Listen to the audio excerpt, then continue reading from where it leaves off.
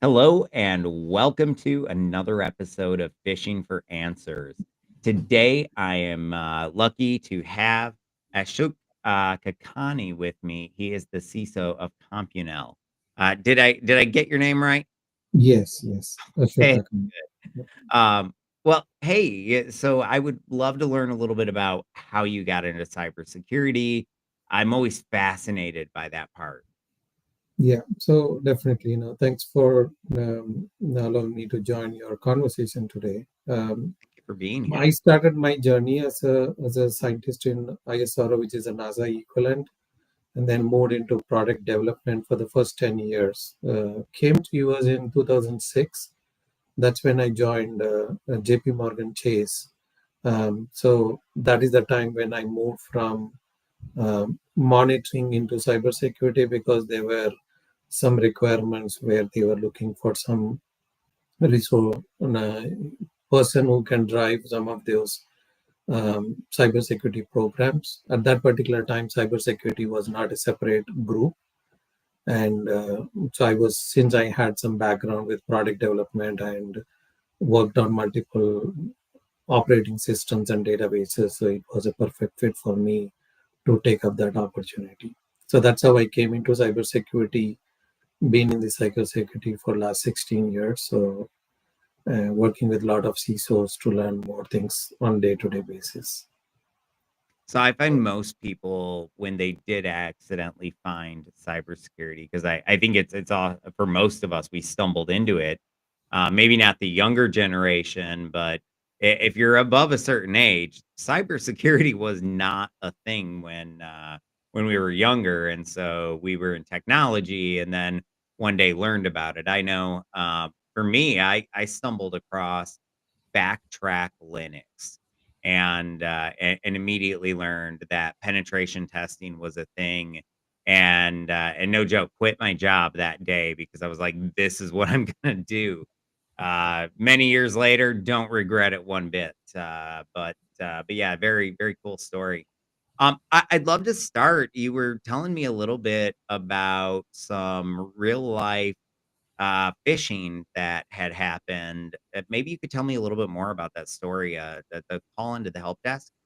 Yeah, I think a few months back we had an incident with one of our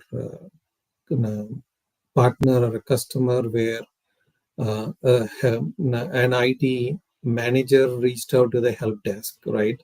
And then the help desk did that basic validation, and then they did reset the password. They shared the password directly to the individual, and then later found out that it was somebody with malicious intent had access to that, and then right they got impacted with the ransomware attack.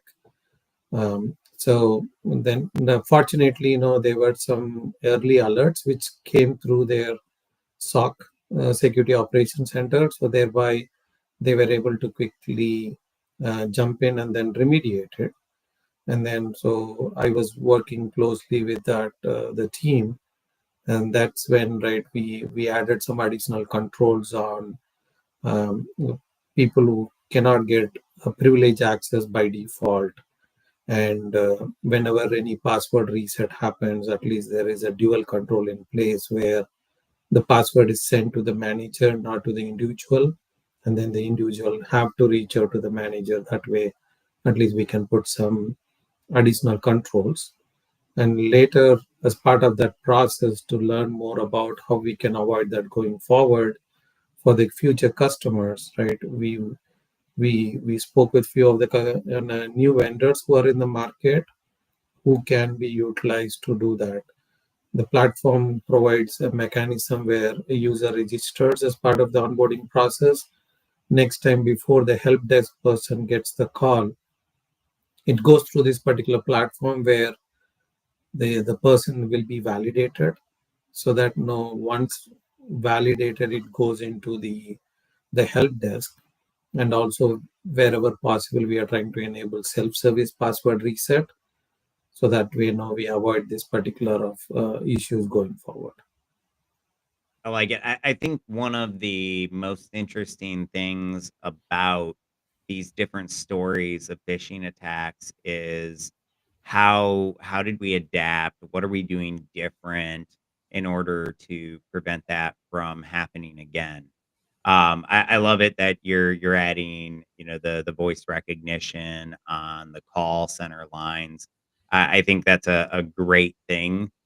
For too long, call centers have been, well, one of the focal points of the social engineering community from both an offensive and defensive perspective, because they are generally all too easy to get, the human to do something, and it's because they prey on human nature. And I think, too often security awareness programs neglect that element of training that customer service rep, that front line defender, on the types of attacks that they'll actually face in their job.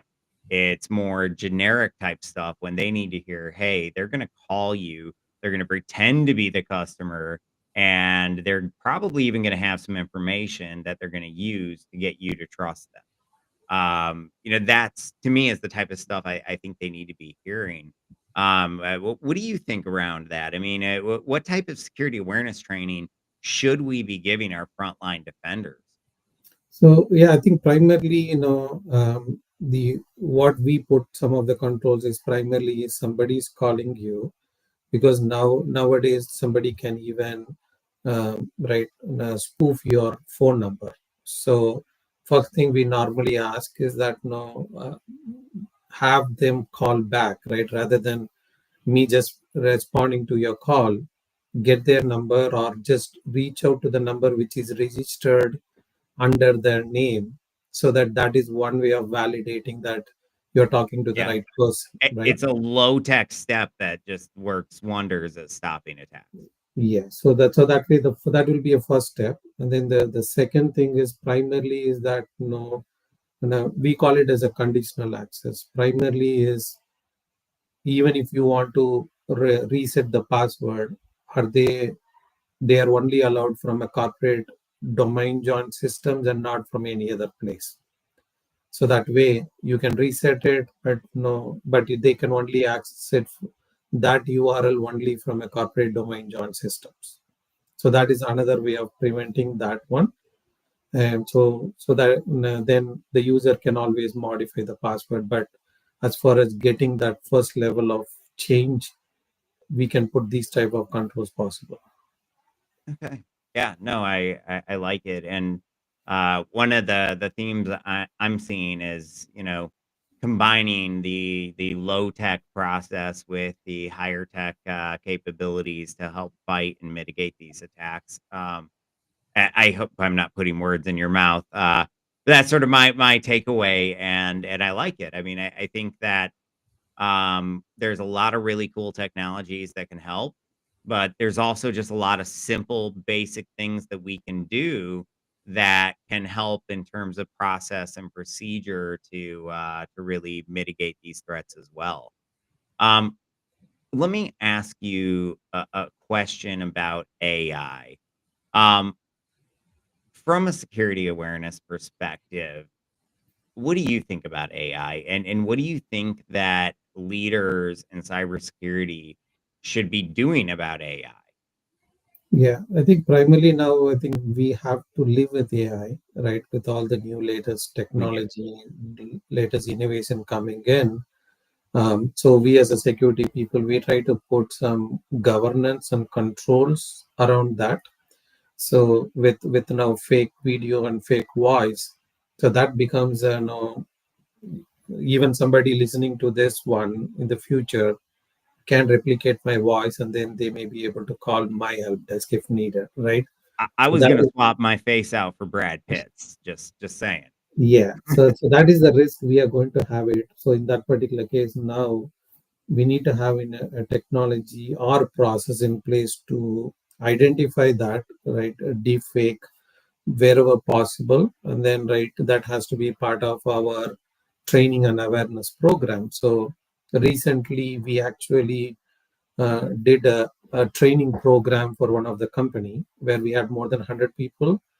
We actually created a deep fake video, a CISO or a CEO coming in, and talking about something which is completely irrelevant, right? So Oh, just that's to show awesome. that Yeah. how much easy for somebody to create a fake video about anybody in the company, and right, which can be done in less than few hours, right?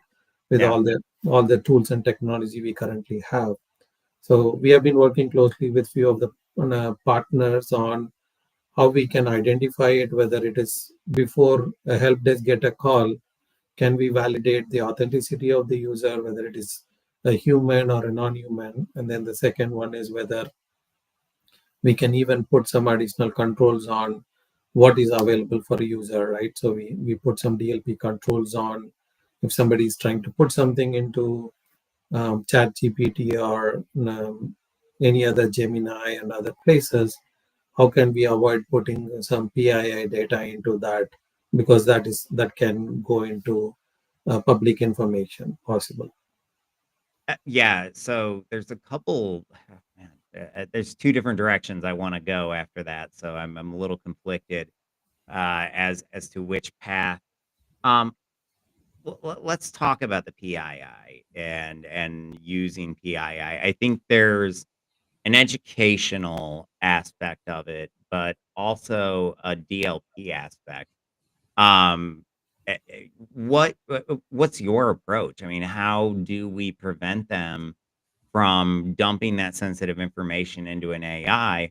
I don't know about you, but I actually use an AI all day long, every day, because it helps me do things much more quickly. And so I imagine a lot of people are that way. Now, I'm in security, so I'm obviously very aware of what I'm putting in it, but I don't think everybody necessarily is. Um, how do you deal with that risk? Because it's something everyone's facing, and I don't know that we have any good answers. So I'm just curious what your approach is. What's your answer there? So I think that it start with the first one is that no company coming out with a policy, right? Whether AI usage is allowed in the company or not, right? And then put some guardrails around that, whether you want to allow employees to use any of those AI, LLM models, etc. So that will be step one. And then the step two is that, right, if the company wants to adopt some of those things, what are the things we are going to enable it, right? Example, maybe Microsoft Copilot. So in that particular case, do you have guardrails around what data is visible for the individuals, etc.? So we call it as a AI governance. So that means we need to have put a tools and technology in place where number one is, do you have a mechanism to scan all your data which is available and then classify them and then label them? So that means, and you have to configure your AI model to say that no, if you are trying to share information to an end user, only share information which has been classified as public or internal, and then don't share any information which is classified as maybe sensitive or confidential, right? We can put some governance and controls around that so that you can see exactly what is allowed for a user to get it. That is number one. And number two is that we can also do called tokenization. So let's say you want to use an AI model, but if you put saying that no, hey, write some information about Ashok, rather than giving that my name, my personal information, so the platform can tokenize it and then it will anonymize it and send it to the LLM, and then once the data comes back it will tokenize it, and then it will give back to that in the format what you're looking for, right? So these are different mechanisms how we do that, or options to do it, right, to prevent some unnecessary data leakage possible. Okay. No, no, that makes perfect sense, and I like the approach. Um, one of the things that I've been thinking about is I see a lot of companies deploying an internal LLM and Mhm. giving it a lot of their business data. I'm curious, have you done any of that, or still avoiding Yes. that? Yeah, I think that is something, right? A dedicated LLM primarily for to take it and then train with your data is the recommended best practices we recommend to the companies. rather than using so many of the open source one. Have something built so that you can train that model specifically for your needs. That way the data that resides within your boundary, so that you can put all controls possible around that particular models. So that's one of the things that I've been curious about on that is how are you handling role-based access? So if we dump a bunch of information about the company in there, there's obviously information that the CEO is going to have and want in the LLM, but that we don't want an intern having access to. Right. So, how do you handle training the model on all this different information, but then telling the model who it can and can't give that So information to? So actually, the model will not be doing that. I think we call it as a governance layer, which will be enabled for role based access. So that means me as an individual, when I log in, if I'm part of a security team, the role based access gives you saying that no, you have access to all the data. Or if somebody is logging as an HR manager, then we will say that no, this particular HR manager have can be given access only to the data which has been classified as HR. So that means So when it's you are dynamically assigning the yes, different. I like that. That's a good answer, and a great approach to it.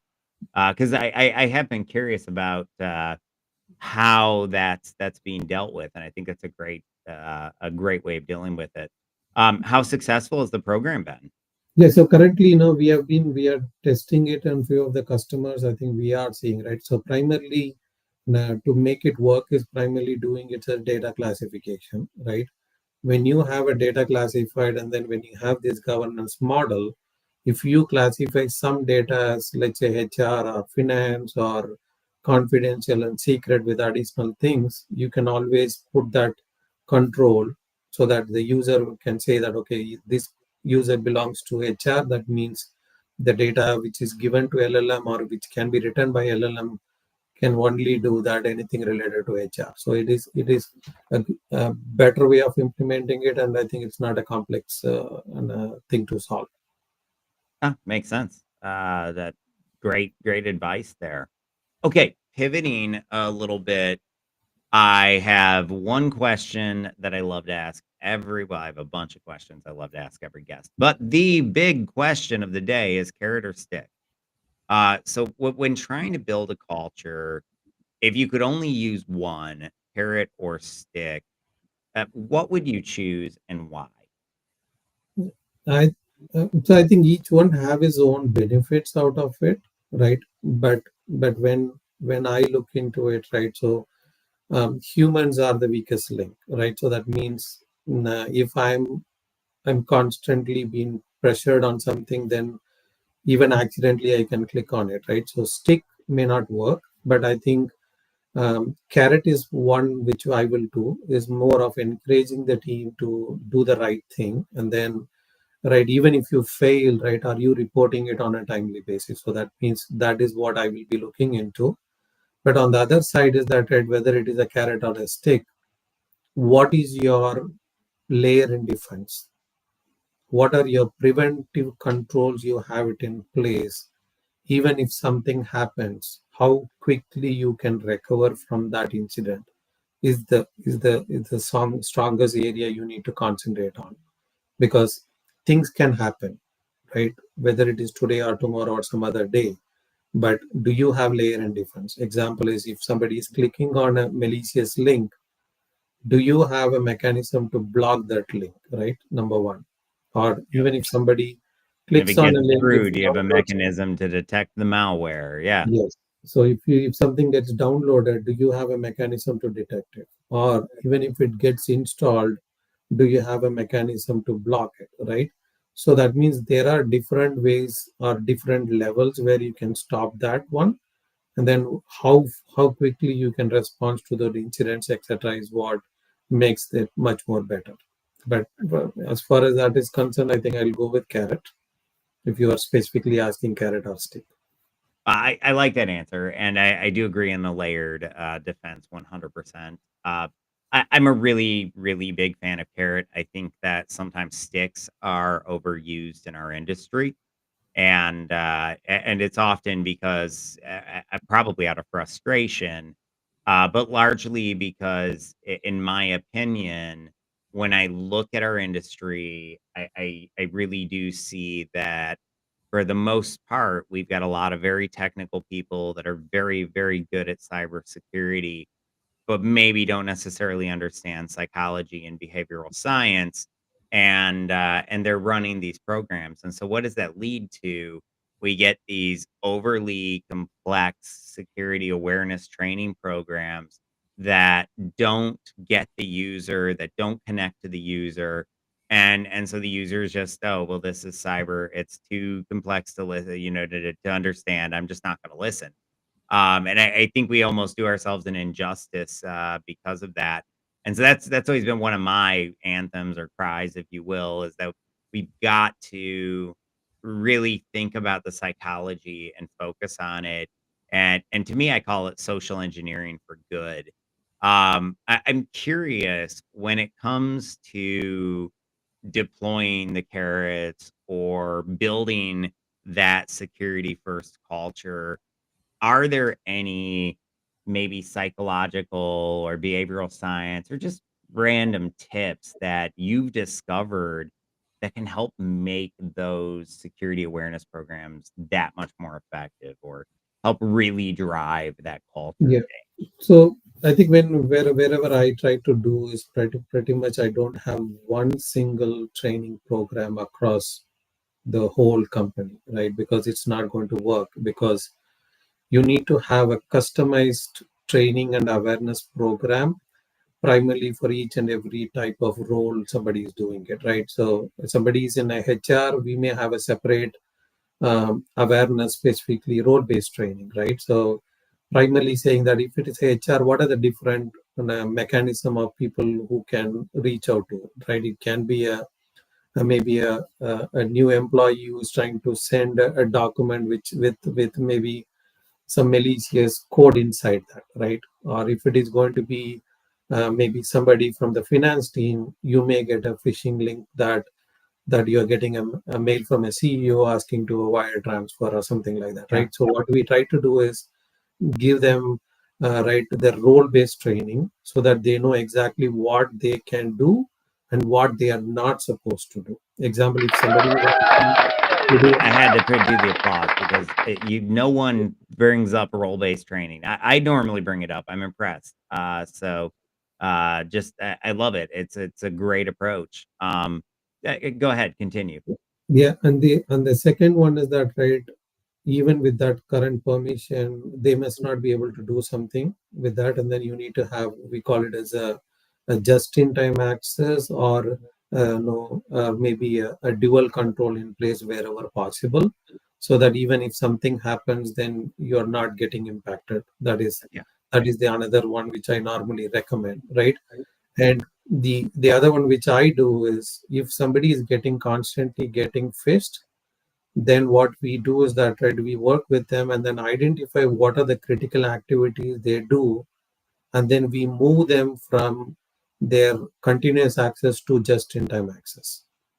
So that means if I'm constantly clicking on a phishing email every time, right, rather than just, right, blaming him, we want to see that, right, what controls we need to put it around him or her, so that, right, we have a better controls around that. Even if they click on it, how can we stop the leak from there? Yeah, no, I really think that adaptive controls based on individual user risk have got to be part of the security program and the plan. So I like that direction, what you're doing, the just-in-time access. I actually think that that's the first time that's come up on this show. So, just, great advice. Um, what so you mentioned a few roles, that you focus on. Any other roles that you think are highly critical when somebody's planning on doing role-based training, they're gonna go down that rabbit hole. Where do they start? Because it's a big job. You obviously can't cover every role in the organization. But there are some that are very critical because, as an ethical hacker, what I found was, sure, yes, the user is often the weakest link, and that did get us in the network.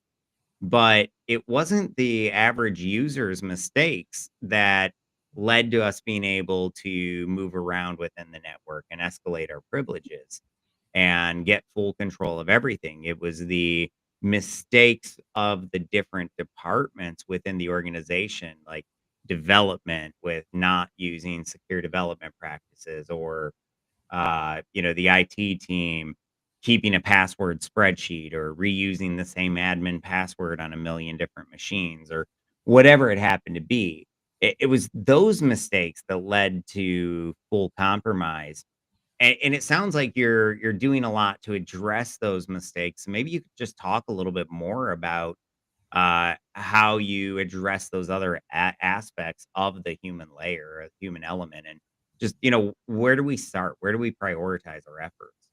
Yeah, so I think there are a few things which we normally look into. It's once again layer in defense, right? So number one is that we call it as a password spray attack simulation. So that means we try to go and run against the most commonly used password for the company, and then make sure that nobody's using it, and no, even right. So that will be running on a very regular basis to confirm that nobody is reusing the most commonly seen password. So that will be number one, which Enter we constantly 24. run, right? Which will be constantly running against our employees, so that we know if somebody is reusing the password, then we know about it. And then the second thing is that we also have a mechanism to we get a threat intel feed from outside on from the from the dark web, whether any of our employees' information has been compromised recently. So that means if we come across any of those things, we immediately work with them and then rotate the password so that that risk is also eliminated. I And then like the it. third one we look into it is more from if something happens, what right? If there is a fire in your house, what are the four things you will be trying to protect? Right? The same thing you need to look into it from your company perspective. If something happens, what are your crown jewels? So that means we need to look into all the different scenarios. We call it as a tabletop exercise. We run a simulation against if something happens, what are the different point of failures? And then do you have controls around that? Do you have a monitoring around that? So in that particular case, you will be able to identify what are the weakest points, and then you will be able to eliminate it, or you will be able to put some compensative controls around that. So that will be my, the day one approach as far as handling these type of requirements. I like it. I think that's really, really great advice there. Um, what tips do you have to make it more engaging? I know so often security awareness training is boring. Do you have any tips to make it more entertaining for the users? So I think few things what we have done in the previous company is primarily right identify those six differences and things like that, right, to make it more of a puzzle or make it more of an interactive one, right? Whoever identify those first, I think, right, 10 issues, right? Maybe send a phishing link and then say, say that whoever identify those five different things will be given a $25 gift card or something like that, right?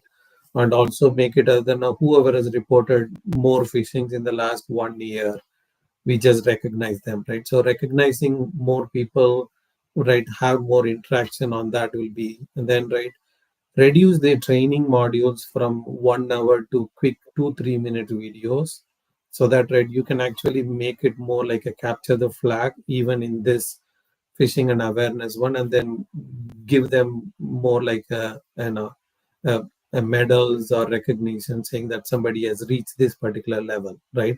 Yeah. Make it more gamified so that they don't feel that no, they are obligated to do this. No, I actually I really like it. It reminds me of a conversation I had. I did this penetration test for this hedge fund in New York City, and we were doing the readout at the end, and we're talking about all of the different social engineering vulnerabilities that they have. And he says, "Well, we're already doing the training, and frankly, my people's time is money." And he says, "I won't allow for more than 1 hour a year of training." And on its surface, I was like, "That's not enough, and we're already failing. It's not working." But that conversation, interestingly enough, actually led to, way down the road and a couple other things, me founding Fish Firewall. Because one of the things that I realized was that an hour is not much time if you use it just in one big chunk. But if you break that into 1 minute chunks, you can now be in that user's inbox literally every single week of the year and not even eat up an hour of their time because we're only taking 1 minute at a time or less than a minute. And so I like that the higher frequency, shorter training bits, probably much simpler, more, simplified, right? Yep. Awesome. Now you mentioned gamification, and I think phishing simulations and to me gamification really really go together. Because I've all too often run phishing simulations and had somebody get upset. Let's just start there. Have you ever had that experience where you ran the simulation and it caused some sort of, uproar? Yeah. Yeah, I think that was a funny example, right? So because what we did was we sent a phishing simulation that the bonus is going to be released Oh no. next week, right? And then HR was, and a lot of people started reaching out to the HR team that no, hey, I got an email that now the bonus is going to be released and things like that, right? I did not have any of my appraisal till now, right? I think it becomes more of a complaint on that, and then we have to pull that off because, right, it costs so many people just calling the HR about that the process which has not been completed, etc. So that was one funny incident on that. So I've had that happen too. We were playing around. I wouldn't say playing around because it made its way into production. But we doing AI based phishing, and this is years ago. And so what it would do is it would look at news feeds for any specific type of content that would give us a really great phishing idea or that would tie to one of our, I guess, pre-made phishing templates. So one of these alerts triggers on, this company that was a client exiting bankruptcy. And so our system fires off all of these benefits altercation fish to their personnel. The one and only ever time I ever spoke to their CEO. My relationship was with their CISO. But I get a call from their CEO. He is just mad. I mean, he's pissed. And I apologize. I explain, that the technology is just doing what the bad guys do. We're trying to emulate the threat. Anyway, next day goes, and I don't hear from the CEO again, but I do hear from the CISO, and he says, "Hey, we just had a bunch of fish come in that were very similar to the one that you ran yesterday, but they were all malicious, and no one fell for it. Thank you for running that." Um, and I thought it was funny just how quickly within 24 hours we went from, this is the most terrible thing on earth to thank God that we did that. It prevented us from having a breach. Um, but I think the lesson for me there was that we really have to be careful when phishing or we can create a very negative employee experience. And so I guess my answer to that was, why don't we gamify phishing, where we take phishing, and instead of just having it be, we just randomly send this email and try and trick you, why don't we tell the user, hey, we're going to send one. Here's the red flags. You need to be on the lookout, and make a game of cat and mouse out of it. And to me, that was the real answer to how do we address that? Because you really don't have any good options. Either you do something like that, or you just don't run those sensitive phishing simulations, and then that opens you up to risk. So I've said a lot. What are your thoughts around that? Yeah, I think definitely agree on that particular one, right? Because a lot of times, I think one on the other side is sometimes you would have seen. So if I take a day off, right, next day when I come in, I have around 100 to 200 emails sitting in my inbox, right? Easily, If yeah. you're talking about 1 week leave, you're talking about like more than 1,000 emails sitting in the inbox, right? So I've done it is that no, just email communication alone may not help it, right? So what we used to do it is that no, we used to put that into the banner, in a screensaver banner. We try to put something on that one, and then we also put it in our internal website that okay, no, hey, this week is our phishing week. So these are some of the scenarios, right? So that way, even if they miss their emails, at least they have other options to look into.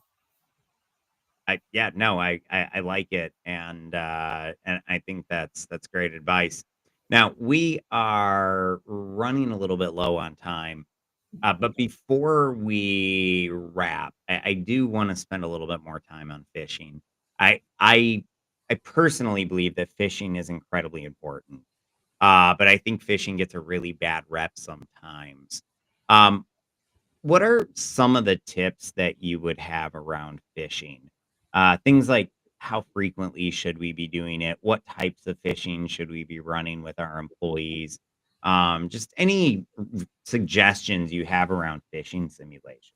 So I think primarily when I look into it, I'm looking into it more from the role based one, right? So that pretty much is. Well, they're being fished based on their role already by the bad guys, so you almost have to do role-based fishing, right? Yeah, so yeah, primarily what is that? No, no, it's that okay. What is the risk?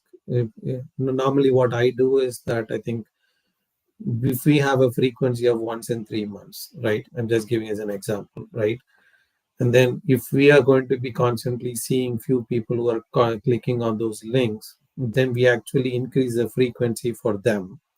And then for the people who are actually doing good, we reduce the frequency, but we still send the awareness information as much as possible, right?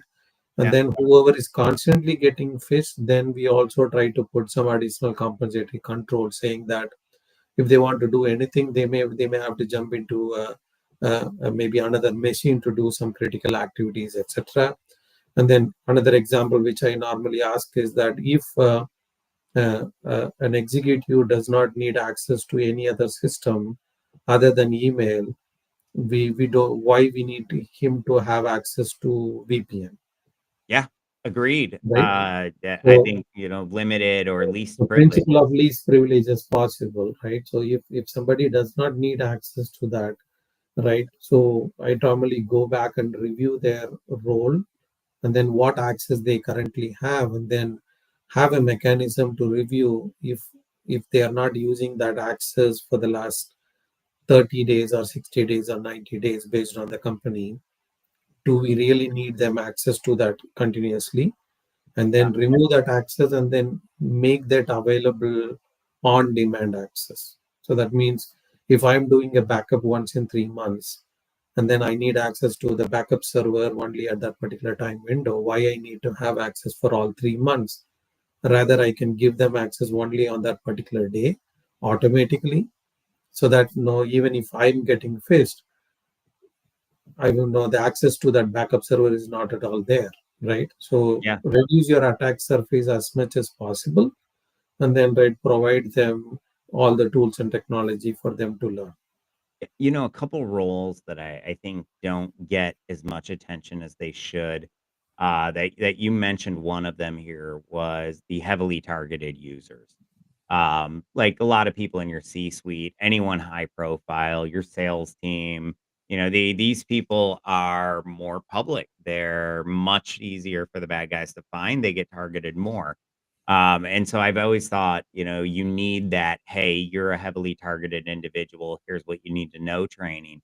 But another one that I think is really important is that high access that privileged access user, whether it's a network admin, a domain admin, or just a VP or a finance executive, or an HR executive. They have a lot of access, and so I think you also need that. With great power comes great responsibility, type training as well.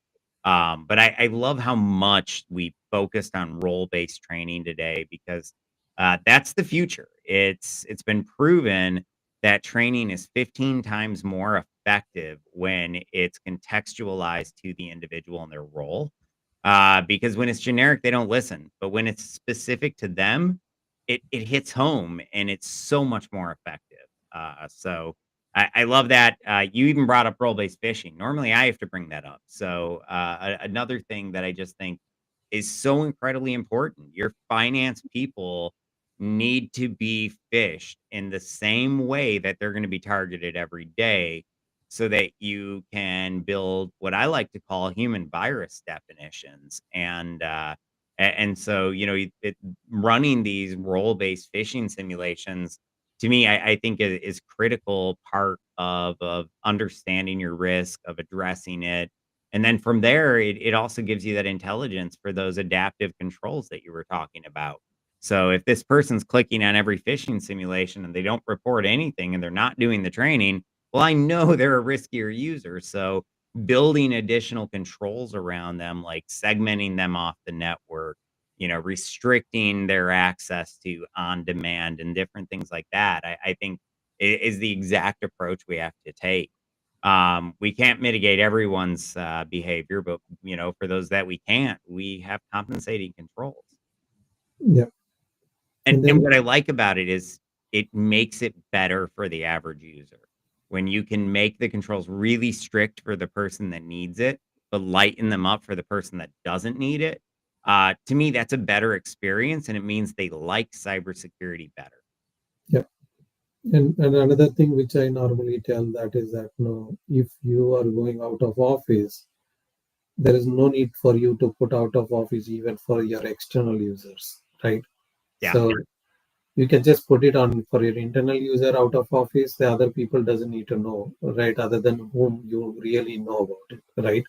Because that is another entry point. Because if I set an out of office for anybody outside, then that can become an entry point for somebody to fish my team member, saying that no, they know the scenario, and then they can say that I'm currently out in Miami, and then right, I don't have access to my laptop, and this is what I need to do it. So that Yeah, is no, one thing. Ashok, he was out, he told me to reach out to you. So, Yes, right. not only that, I actually wrote a script. So in the early days of this company, before we were even called Fish Firewall, I used to be directly involved in email marketing, right? And so, the first time we bought this big list of like 20,000 email addresses and we sent a blast. And I get like 500 out of office responses off that first one. And when I opened them up, I realized, man, they've got a lot of personal contact information and their signature inside of these things. If I write a script, I can scrape this and add it to our CRM.